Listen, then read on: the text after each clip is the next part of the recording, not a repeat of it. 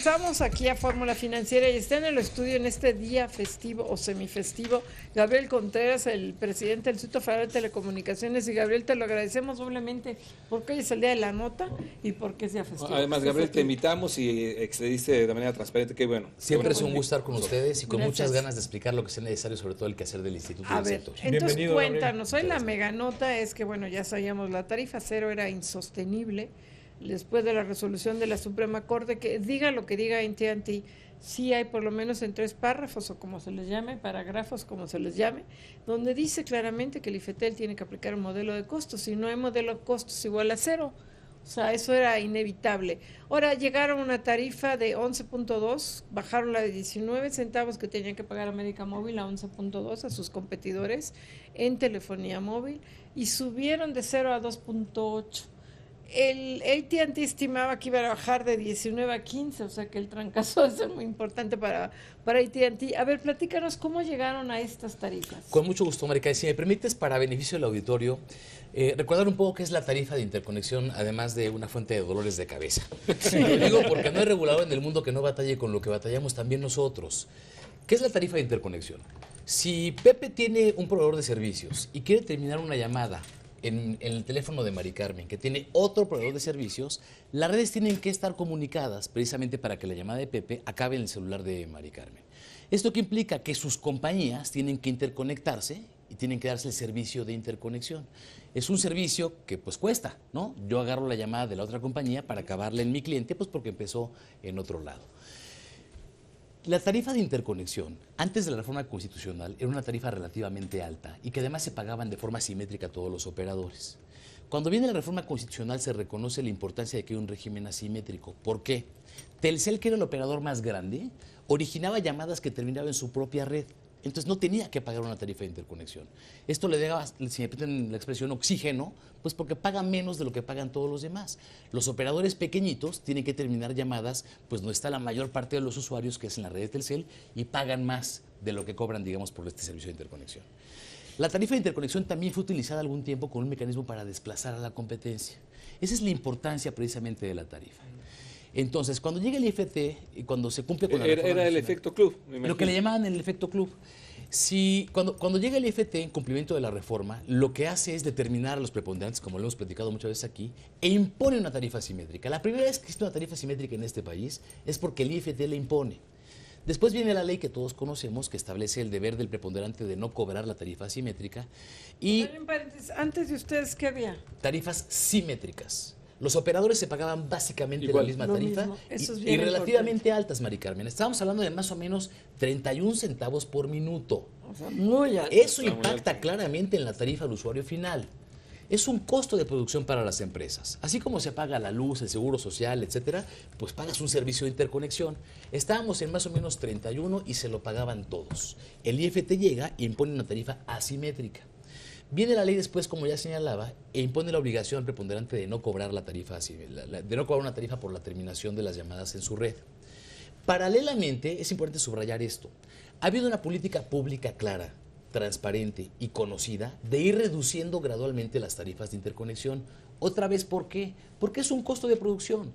En la medida que bajemos los costos de producción, podemos tener mejores tarifas a los usuarios finales, que es uno de los objetivos de la reforma. Ahí déjame interrumpirte, Gabriel, porque ese ha sido un argumento que han venido señalando los competidores del agente económico preponderante, en el sentido de que con la eliminación de la tarifa cero se elimina el efecto pro competencia de la ley de telecomunicaciones y se elimina en su totalidad el concepto de asimetría. Así lo dicen ellos. ¿Tú qué dices? Yo digo que es absolutamente falso. La reforma constitucional implicó cambios estructurales. Tocó la Constitución, privilegia al usuario, privilegia la competencia, crea nuevas autoridades, hay regulación asimétrica, disminuye las barreras para competir. Decir que porque la Corte declaró inconstitucional un párrafo de un inciso, de un artículo de la ley, toda la reforma se va al traste es francamente una exageración. Pero además puedo entender por qué lo dicen. Decía que la tarifa de interconexión se paga entre operadores. El tamaño de la tarifa es el tamaño de los pagos y de los cobros entre operadores. Lo que permitió la tarifa cero, además de una importante asimetría, era que los operadores distintos del preponderante podían cobrar, pero no pagaban por terminar la tarifa en la red de Telcel. Con la resolución de la Corte, como ya decía Mari Carmen, tenemos el deber, es una obligación legal de acatar esa sentencia, e imponer una tarifa al preponderante, una tarifa que debe ser, como ya se dijo también, con base en un modelo de costos. La tarifa que hoy se impuso preserva una simetría de prácticamente 4 veces a 1. Es la más grande del mundo civilizado, del mundo que utiliza modelos de costos. Es una tarifa de casi 4 veces a 1. Pero déjenme resumir el tema de lo que hoy se resolvió. La tarifa de interconexión venía gradualmente bajando para el resto de los operadores. Empezamos con 31, como ya decía, y este año estábamos en 19. Se esperaba que el próximo año volviera a bajar. Ha sido una tendencia producto, precisamente como ya decía, de una política pública, transparente y por todos conocida. Al mismo tiempo, la sentencia de la Corte nos obliga a imponer una tarifa que se le debe pagar al preponderante, que no puede ser cero, pues porque ningún modelo de costos da cero. Eso me quedó muy claro desde que me mandaron la resolución. La sentencia. Pues, modelo de costos, no tengo costos. Pues no. Entonces ¿para qué queremos modelo? ¿No? Sí. Entonces, fíjense lo que tenemos. Por un lado, la tarifa de interconexión de los no preponderantes con una tendencia clara a la baja. El mercado ya esperaba que el próximo año bajara esa tarifa. Y por el otro lado, la tarifa del preponderante con algo superior a cero. Resultado lógico, esperable al margen del número, pues que sí va a estrechar el margen. Ahora, ahí déjanos comentar, la tarifa para AT&T telefónica, que pueden cobrar ellos, la de AT&T telefónica es en 11 y cacho de centavos. Quedó ¿no? en 11.27 centavos. 11.27 por minuto. Y el que puede cobrar Telcel, por terminar llamadas, es 2.85 centavos por minuto. Con eso, ¿ustedes sienten que es una buena simetría? No tenemos ninguna duda, Pepe. Pero déjame explicar por qué. La tarifa que hoy se determinó se hizo con base en un modelo de costos que fue publicado desde el último trimestre del año pasado y sometido a consulta pública. O sea que todos los operadores lo conocieron. Todos lo conocieron y claramente esperaban que la tarifa iba a ser inferior a los 19 centavos que se paga hoy. ¿Y por qué? Porque los modelos de costos pretenden modelar precisamente cuánto le cuesta a un operador este servicio. Tenemos redes de nueva generación, tenemos nuevas tecnologías, vemos que crecen los datos, ahí no hay tarifa de interconexión. Vemos que el consumo de voz, de tráfico de voz, no está creciendo como están creciendo los datos. Lo esperable, y todo el mundo lo sabía, es que esa tarifa bajara. Ahí te tengo otra duda. ¿Cuánto hoy día de todo lo que volumen, dice que cada centavo que baja sería alrededor de 800 millones de pesos anuales? ¿Cuánto es voz y cuánto es dato? ¿Cómo se está cambiando? A mí ya casi nadie me habla, yo casi no hablo. Todo es WhatsApp, pero yo no sé, soy atípica. No, ya nadie me habla, digo, háblenme, quiero oír su voz. De hecho, es bastante típico, Mari Carmen. Lo que estamos viendo el día de hoy es que crece exponencialmente el consumo de datos. Cada vez los usamos para más cosas. Los usamos para aplicaciones, los usamos para mensajear. Incluso a través de datos tenemos conferencias telefónicas. Sí, distinta de la línea convencional, que era lo que le llamaban el tráfico las llamadas público por conmutado. WhatsApp. Sí, utilizas Las el llamadas por WhatsApp esos o son los datos. mensajes cortos. Por FaceTime. Eso está creciendo muchísimo y además el consumo de contenidos audiovisuales. ¿Qué está pasando con la voz? Pues claramente está creciendo mucho menos que eso.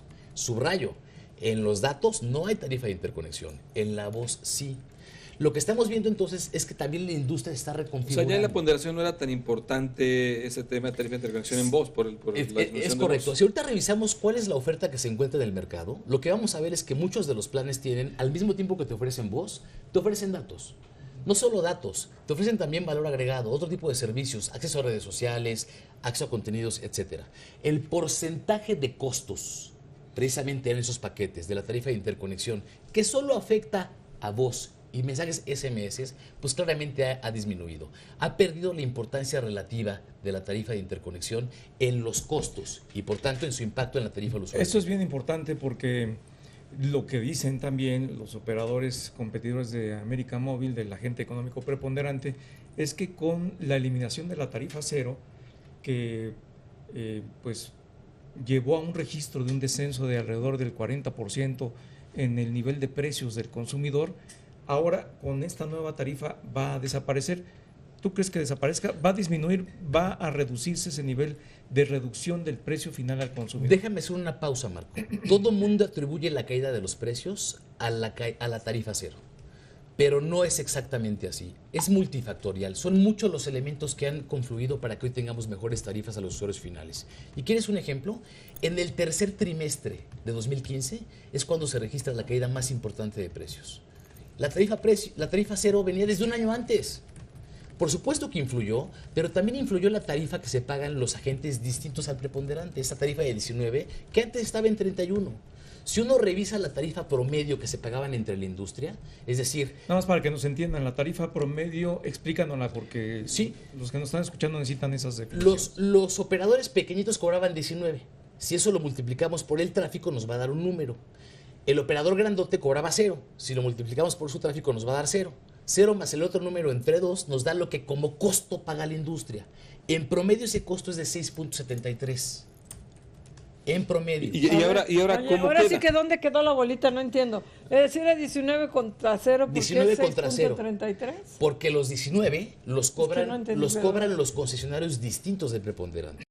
Con esto, ¿va a subir o va a bajar la tarifa al consumidor final? Perdón, sé que es un insumo y que es un costo de producción de ellos, no se reduce linealmente, pero obviamente la gran duda es, dices, oye, quizá va a subir o va a bajar la tarifa al consumidor, que han bajado mucho las tarifas al consumidor con esta reforma que ustedes han implementado. Ha bajado, Pepe, por muchas razones. Ha bajado por la tarifa 0, sí, pero también ha bajado porque ha bajado la tarifa que se pagan los demás operadores por la interconexión. No podemos esperar en forma alguna alza de precios. No existe un dato que nos permita sostener que esto va a llevar a alza de precios. Lo que es más, la tarifa promedio que hoy se paga a la industria, considerando tanto el 0 como el 19 que se pagan al día de hoy el resto de los operadores, da una tarifa promedio de 6.73 centavos por minuto. La tarifa promedio que resulta de lo que hoy ordenó el instituto es de 5.83. Es menor la tarifa, todavía incluso la promedio, que la que se pagan hoy. No habría ninguna razón para que esto justificara un alza de precios. Pero déjame ir un poquito más allá. Insisto, la tarifa de interconexión aplica exclusivamente a tráfico de voz y a terminación de SMS. Hoy las ofertas tienen un gran componente muy importante de datos. Y no solo de datos, de otros servicios de valor agregado, en donde no hay esta tarifa de interconexión.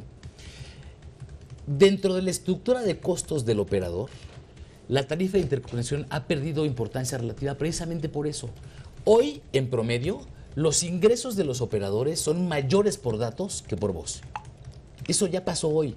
Hace tan solo 3 años ganaban más por servicios Que eso es de voz importantísimo. que por datos. Hoy por datos ya viven, las utilidades son mayores de las empresas que por voz. En promedio tienen más ingresos por datos. Y la que por interconexión que estamos viendo de la baja tarifaria es en voz.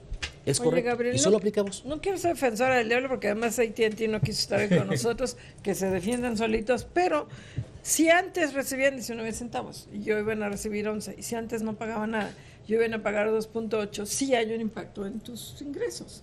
Si yo recibía 19 centavos para un chicle y antes la envoltura no me costaba nada. Le acabas de dar el clavo. Ahora sí. ¿De qué estamos hablando? De los ingresos de los operadores. Bueno, pero a ver, ahí voy. ¿Cómo es posible yo AT&T, aquí las amoladas son AT&T y Telefónica y las virtuales? Porque creo que las de telefonía fija y si Axtel no van a tener tanto impacto. ¿Por qué pedirle a AT&T y a Telefónica? Tú sigue compitiendo, largas de todos, no llores, ya. Pues sí, vas a ganar menos, pero pues tú suba los precios. ¿Vas a ganar menos de quién? Vas Déjame a ganar regresar. menos de lo que recibías y vas a ¿De lo que gastar recibías más. de quién? ¿Perdón? Es que pasó él, ¿no? ¿De lo que recibías de quién? De tus competidores. Otra vez, la tarifa de interconexión es un pago que se hacen entre empresas. ¿Qué queremos? Empresas que compitan por darte un buen servicio y que los ingresos los tengan precisamente porque te están vendiendo algo y tú les estás pagando. ¿O queremos empresas que obtienen sus ingresos de su competencia? Insisto, es un servicio, es intermedio, es un costo entre empresas. Nosotros lo que hicimos el día de hoy fue resolver exactamente lo que nos dijo la Corte. Establecer con base en un modelo de costos cuál es la tarifa que se deben de pagar. Lo subrayo, un modelo de costos publicado desde el año pasado. Ya se esperaba que la tarifa de los no preponderantes bajaba y con la sentencia de la Corte se esperaba que la tarifa del preponderante subiera. Ya se esperaba un estrechamiento de ese margen. No obstante, la simetría es 4-1, quiero subrayar eso. La más grande del mundo donde se emplean metodologías y modelos de costos, la más grande del mundo civilizado. Bueno, yo te preguntaría ahí, Gabriel, lo que nos estás diciendo desde el punto de vista del órgano regulador es que hay una base legal suficiente como para defender en tribunales, porque lo que parece que se avecina es una guerra de amparos entre los que ganaron y los que aparentemente perdieron, de todos, en contra del órgano regulador. Pero ustedes tienen la base legal suficiente, el sustento como para defender su argumentación de este modelo de costos. Marco, no se avecina. Vivimos entre los juicios de amparo. Todas las decisiones del regulador acaban en un juicio de amparo. Estamos absolutamente convencidos de lo que hicimos. Este es el clásico ejemplo de que no importa lo que saques, todo mundo va a estar en contra, porque estamos hablando de flujos de caja entre las empresas. El que cobraba poco quiere cobrar más. El que recibía poco quiere recibir más. Pues claramente va a haber juicios de amparo y precisamente por eso lo que toca es que el regulador sea serio, sea consistente, sea transparente, actúe conforme a derecho, con modelos de costos públicos, transparentes y conforme a las mejores prácticas internacionales. Eso fue lo que hicimos y yo tengo absoluta seguridad en que lo hicimos. Cuando eso pasa, cuando todo el mundo quiere algo de ese pedazo de cobija, lo que uno tiene que hacer es actuar conforme al librito y defender sus resoluciones. No tenemos ninguna duda, se votó por unanimidad. Y eso es mucho decir en el IFT. Escuchamos todas las posiciones. Todo lo que hoy se está diciendo ya lo habíamos escuchado directamente de los operadores. Lo que toca es ser serio y consistente y actuar como siguiendo esto que comenta Marco, AT&T dijo, yo me voy a quejar hasta las máximas instancias, quizás hasta lo lleva a Tratado de Libre Comercio por su gobierno, por Estados Unidos, y luego por otro lado te van a decir, oye, estás favoreciendo al grandote, al operador predominante que es Telcel. Cuéntanos un poco qué puede pasar ahí, cuál puede ser la batalla entre, en efecto, AT&T que está entrando con $7,000 millones y Telcel que sí es predominante, pero también te dice, oye, yo tengo que recuperar mi inversión. De esta resolución ya esperábamos. Déjeme hacer un poquito de memoria. El coco de los reguladores y el mexicano en particular siempre fueron las tarifas de interconexión. Sí, es cierto. Veníamos de los litigios, de la doble ventanilla, del recurso de revisión, siempre fue la tarifa de interconexión. Eso claramente se daba porque teníamos tarifas altas. Subrayo, la importancia relativa de las tarifas ha caído considerablemente. No minimizo el tema de ninguna forma, pero hicimos lo que teníamos que hacer. Cumplimos con la sentencia de la Corte. ¿Es de esperar que haya litigios? Por supuesto que sí. Cada empresa, y además está en su derecho, va a defender su pretensión. Va a decir América Móvil seguramente, oye, esa tarifa es muy pequeña, no voy a recuperar costos. Y el grande va a decir, la otra tarifa es muy grande, voy a tener que pagar más. Subrayo, estamos hablando de flujos de caja entre los operadores. No vemos absolutamente ninguna razón para que esto impacte en las tarifas a los usuarios finales por todo lo que he dicho. La tarifa es relativamente baja y solo le pega a uno de los ingredientes del paquete. Oye, hay quien dice, a ver si me toca, ¿verdad? Hay quien dice que el que se va a ver más afectado es el cliente de menores recursos, el de prepago, el que usa su tarjeta y hoy, porque hoy a lo mejor tiene 20, 50 pesos al mes, recibe llamadas y no hace. Y ese sector pues se vuelve cada vez menos atractivo, porque si tú recibes llamadas, pues al cliente le va a costar pagarle a Telcel o a quien sea, pero fundamental, es preponderante Telcel. Entonces, pues mejor que se quede Telcel con los Chaquirita y a mí ya no me es atractivo. ¿Crees que esto sí se ve afectado? ¿Que los planes para prepago se vean afectados y que ahí sí Telcel tenga cada vez una participación más preponderante? No lo vemos así, Mari Carmen. Lo que podemos ver en el mercado es que, por el contrario, está creciendo el pospago. Hoy que está la tarifa de 19.0 y se está reduciendo el prepago, el mercado se está reconfigurando por los avances tecnológicos. Hoy hay una apuesta clara más por los datos que por los servicios de voz. Esto es normal. Los avances tecnológicos permiten que haya una evolución y se está dando precisamente en la dirección que estamos viendo, no solo en México, en el resto del mundo. Claramente esto ha implicado la reconfiguración de paquetes. ¿Algunos de ustedes recuerdan cómo estábamos hace 4 o 5 años? Teníamos planes ilimitados de datos, teníamos redes sociales gratis, teníamos acceso a contenidos. Todo eso pasa hoy con esa tarifa, y al margen de esa tarifa. Es datos, hay ni tarifa de interconexión hay. A ver, Gabriel, yo creo que es bien importante que quede claro que tú no lo digas, porque el órgano regulador tiene un papel bien difícil. En todos los sectores, todos los órganos reguladores tienen que intermediar entre los participantes de los distintos mercados. En este caso, en telecomunicaciones es bien importante. Este modelo de costos y esta resolución permite un equilibrio, un terreno parejo para todos los competidores, porque eso es lo que hay que dejar bien claro. Sí hay una asimetría tal que permita ese equilibrio, porque muchos están pensando, no, es que ahora están favoreciendo este o están favoreciendo aquel. Sí hay ese terreno parejo con esta modelo de costos. También es parte de la historia del regulador. Cuando uno de nuestros regulados, que son muy queridos por nosotros, no se ha favorecido, pues le diste la razón al otro. No. La forma de no equivocarse es precisamente haciendo las cosas conforme a la ley, de forma pública y transparente con modelos de costos. Fue lo que hicimos el día de hoy. Hay una simetría suficiente, la más grande del mundo, 4-1. Pero lo más importante, estamos convergiendo a reducir las tarifas de interconexión. Esto es producto no de una decisión de hoy, es producto de una decisión pública desde 2014. Salimos a consulta pública para ir modificando los modelos de costos que todos sabíamos iba a llevar a tarifas de interconexión más chicas para todos. ¿Por qué? Reducimos el costo de producción, reducimos el riesgo de que se utilice la tarifa como un mecanismo para abusar de la competencia. Bueno, antes, solo dinos, ¿qué pasa con los operadores fijos? En todo esto, la tarifa cero es entre operadores móviles, la discusión ha sido ahí, el debate ha sido ahí, pero los operadores fijos obviamente han salido mucho con esta reforma, suelen dar el triple play, lo dan muy bien, en fin, internet, telefonía fija, lo que sabemos. ¿Qué pasa con ellos? Fíjate que tocas un tema muy importante porque permite ilustrar las grandes diferencias que tenemos incluso dentro de la misma industria. Los operadores móviles tienen lo que ya sabemos, fijaron postura hoy algunos de ellos. ¿Y los fijos? Los fijos son lo que llamamos pagadores netos de terminación móvil. Sí, pobre. Ellos no cobran una tarifa de terminación móvil, cobran una tarifa de terminación fija que es infinitamente mayor. Siendo pagadores netos de terminación móvil, ¿qué esperaban los fijos que hiciéramos? Pues que bajáramos la tarifa lo más posible. Nos lo fueron a decir públicamente en el proceso de consulta pública. Vámonos a lo que se llama Bill and Keep, ya cada quien su golpe y no nos pagamos entre nosotros. Es decir, claramente, a diferencia de los operadores móviles que buscaban incluso una tarifa superior al 19 de hoy, los operadores fijos buscaban lo más abajo de 19 que se pueda, pues porque son pagadores netos de la tarifa. Quedó muy abajo. Quedó lo que dio el modelo. Insisto, ese modelo de 19.06 nos fuimos a 11.27. Ese es el móvil. Ese es el móvil, terminación móvil de los nombres ponderantes. Y de 0, la Corte nos ordenó usar un modelo de costos y nos fuimos a 2.8. Si se fijan, también es cercano al 0, está lejos del 11.27 y lo subrayo, pues está claramente en una proporción de 4-1. Las tarifas de terminación fija dejaron de ser un problema afortunadamente en México hace mucho tiempo. Se siguen tasando porque de repente hay diferendos entre operadores que implican más allá de la tarifa, pero son tarifas que se van a centésimas de centavo por minuto. Lo que más impactaba ahí sobre todo era lo que se llama el que llama paga, que era una tarifa que se cobraba precisamente por hacer una llamada desde la red fija, y esa también, hay que decirlo, ha disminuido más del 50%.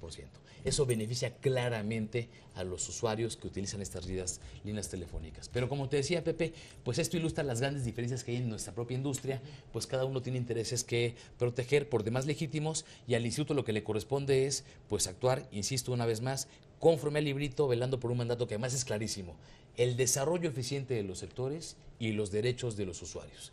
Esto no es un asunto para ver qué operador queda más contento que otro. Sabemos que van a quedar descontentos todos. Es nuestra chamba. Tenemos que velar por los derechos de los usuarios. Oye, Gabriel, este tema es muy importante para el consumidor final, pero como tú bien decías hace algún momento, es un tema en el que ustedes dirimieron en el flujo de caja de los operadores. Esta asimetría, con todo lo equilibrada que busca hacer, ¿pone en riesgo a alguno de los operadores actualmente? No por lo que ustedes decían, sino por ya la circunstancia que ellos tienen y el cambio del modelo de costos que están ustedes llevando a cabo. El modelo de costos, es muy importante señalarlo, se viene aplicando con la misma metodología de hace muchos años. Lo que cambió fue las variables del modelo de costos, que reconoce pues lo que hoy pasa. Tenemos más datos, tenemos nuevas tecnologías, eso abarata los costos. El resultado es la tarifa que ya tenemos, pero es la tarifa de un servicio intermedio. ¿Qué va a pasar con los operadores? Seguramente tendrán que ajustar sus planes de inversión, seguramente tendrán que ajustar sus planes de fondeo, seguramente eso tendrá que pasar, pero es producto de, insisto, uno de los insumos. Hay muchos otros, ¿eh? Si te subieran la luz de hoy para mañana, pues ¿qué vas a hacer? Pues lo mismo. ¿Cómo vas a sufragar ese costo? Pues tienes que ver cómo te fondeas, ¿no? Porque vas a seguir compitiendo. Y si tú tienes la osadía de subir la tarifa, pues yo creo que tu competencia se va a quedar con tu cliente, ¿no? No vemos en este momento un impacto significativo, lo subrayo, no vemos un impacto en la tarifa del usuario final, y lo que hagan las empresas respecto de la forma en la que aprendieron sus planes de inversión, pues es algo que definitivamente tendrá que ajustar. Cuando se ajustan los costos de producción, es lo que pasa en cualquier industria. Claro. Oye, Gabriel, ahora sí, déjanos cambiar de tema, el tema de derecho de audiencias. fue algo pues muy notorio, llegó a la Suprema Corte de Justicia, en fin, sabemos que es un tema que te gusta mucho. Es un tema que además te gusta a ti mucho platicarnos, seguramente. Que casi no te... Y bueno, pues era el gran temor de los medios y que lo externamos aquí, de que hubiera una sobreregulación. Te lo habían dado a ti con la ley le daba estas facultades al IFETEL, pero bueno, cambió la ley. Cuéntanos qué ha pasado, cómo ves hoy en día, cómo quedó. Sí, Pepe, con mucho gusto. Debemos recordar que fue parte muy importante de la reforma los derechos de los usuarios y los derechos de las audiencias. Lo que la Constitución dice es que le corresponde al Congreso de la Unión determinar cuáles son esos derechos y cuáles son los mecanismos para su protección. En la primera edición de estos derechos es la Ley Federal de Telecomunicaciones y Radiodifusión, donde se reglamentan derechos de las audiencias importantes y también de los usuarios y los mecanismos para su protección. El Congreso de la Unión decidió pues que eso se eliminara de la ley. Fue el propio Congreso el que los dio y fue el propio Congreso el que los quitó. Esto es importante subrayarlos. ¿Qué sí quedó en la ley motivo de esta reforma? El deber de que exista un defensor de las audiencias, el deber de que exista un código de ética y otros tantos derechos. Pero claramente esto implica una reformulación desde el Congreso de la Unión sobre esta regulación. ¿Que cada medio tenga su propio defensor de las audiencias? Cada medio tiene que tener un defensor. Es como de un sistema de autorregulación. Es un sistema de autorregulación, efectivamente, Marco. Lo que se pretende es que haya alguien que vea por los intereses de las audiencias. Y es una figura muy noble. Ese defensor no obliga al medio. Ese defensor es un canal de comunicación entre las audiencias que le hace saber al concesionario, oye, hay una inquietud por esto, etcétera. Es importante decir, Gabriel, que el defensor de las audiencias no es un seguro de desempleo para los comunicadores. De ninguna forma. Que no se piense que porque te corrió, pues el dueño de la radiodifusora no te puede correr. De ninguna forma. El defensor está para velar por los derechos de las audiencias y ser un canal de comunicación entre las audiencias y los concesionarios. Hacerles saber cuáles son las quejas, las peticiones, las inquietudes. Es una figura noble que ha demostrado ser muy útil en otras partes del mundo y es una figura que hoy reconoce nuestra ley. Ahora, ¿pero ustedes van a hacer algo para regularlos a ellos o van a tener un registro del defensor de audiencia con ustedes? Tenemos el deber por ley de registrar al defensor de las audiencias. Van a registrar a los... Tenemos el deber por ley de registrar los códigos de ética que también establezcan los concesionarios y básicamente en eso quedaron los derechos de las audiencias. Básicamente en eso quedaron los mecanismos de protección de los derechos de las audiencias. Se optó por un modelo de autorregulación. Con este modelo de autorregulación, ¿avanzamos o retrocedemos? ¿Qué está pasando en el mundo en este sentido? Tenemos de todo, Marco. Tenemos sociedades muy avanzadas que le dan un peso muy importante. Por ejemplo, ustedes recordarán que una parte importante de esta reforma era el deber de diferenciar entre una opinión de una información. Muchos países del mundo lo hacen. Se pone un cintillo abajo en la televisión o se pone una pequeña día que viene publicidad. Esa era parte de la reforma. Lo hacen en Francia, lo hacen en Alemania, lo hacen en España, lo hacen en países de Sudamérica. Hoy en televisión restringida, tú le prendes y dice, vamos a corte publicitario.